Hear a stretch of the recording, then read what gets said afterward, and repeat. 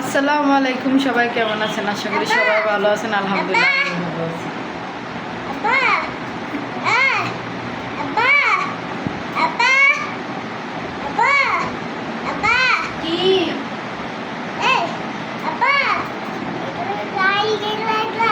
আচ্ছা আম্মু ভিডিও করে নেই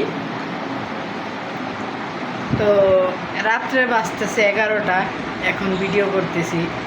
আমি যখনই বাড়িতে যাই না কেন, সাজিদের বাবা আমারে গাড়িতে উঠায় দেয়। তো আজকে হইল সাজিদের বাবা বাসায় নেই। আজকে আমরা দুইটা বইনি, মানে একা একা মানে গাড়িতে উঠবো। একা বলতে কি, মানে আমার বাসার থেকে নামবো আর গাড়িতে উঠবো। হাইটাও 5 মিনিটেও যা লাগবো না, 2 মিনিটও না, 1 মিনিটও না। তো প্রচুর পরিমাণে মন খারাপ লাগতেছে তার জন্য, কারণ তারে আমি খুব ভালোবাসি, মন থেকে ভালোবাসি, কারণ সে আমার স্বামী। আর বেশিরভাগ মানে আসল কথা যেটা হইলো, আমার সন্তানের বাবা সে। তো তার জন্য তারে আরও বেশি ভালোবাসি আমি।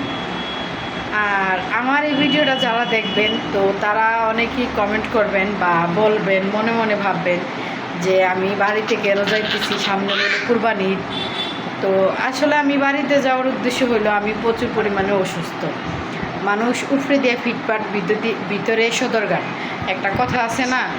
তো আমার ভিতরটাও এরকম। আমি উপরে দিয়া সুস্থ দেখা গেলে কী হয়েছে, আমি ভিতর দিকে অনেকটা অসুস্থ, যা আমি কাউকে প্রকাশ করে বোঝাইতে পারবো না, আর বলতেও পারবো না যে আমি কতটা অসুস্থ। কেউ কখনো বুঝতেও চায় না, আর বোঝার চেষ্টাও করে না। তো যাই হোক, আমার অসুস্থতা নিয়ে আমি থাকি। তো আমার বাবা মা আমার কখনো ফালাই দিব না। এই কারণে আমার ছোটো বোন আসছিল আমার কাছে থাকার জন্য, কুরবানিতে পরে যাইব। কিন্তু আমি এতটা পরিমাণে অসুস্থ হয়ে যাইতেছি দিন দিন। তো সেই কারণে আমার স্বামী আমার বাড়িতে পাঠিয়ে দিতেছে, আমার বাবার বাড়িতে। তো তারে ছাড়া আমার ঈদ করাটা 4টা বছর আমি তারে নিয়ে ঈদ করছি। এই বছরের ঈদটা তার সাথে করতে পারবো না। কুরবানি ঈদটা অনেকটা খারাপ লাগতেছে। খারাপ লাগলো, আবার একদিকে খুশি লাগতেছে।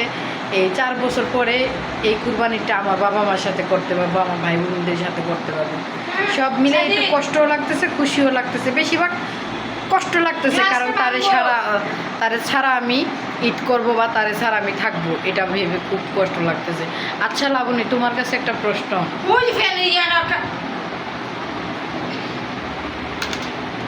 আচ্ছা লাবণী, তোমার কাছে একটা প্রশ্ন। আমি যে বাড়িতে যাব, মানে খুশি লাগতেছে না কেমন লাগতেছে, ফিলটা বোঝাও তো।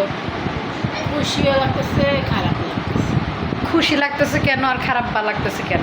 খুশি লাগতেছে আমরা সব 3 বোন একসাথে, আর বাপ মা একসাথে ঈদ করবো। আর খারাপ লাগতেছে হানিফ ভাই একা একা একাই। আসলে সত্য কথা, আমি তারে খুব মিস করব। জানি না আমি কিভাবে এবার থাকবো, আমি নিজের মনটা বোঝাইতে পারতেছি না। তো সবাই ভালো থাকবেন, সুস্থ থাকবেন, আর আমার জন্য মন থেকে দোয়া করবেন সবাই। ধন্যবাদ সবাইকে।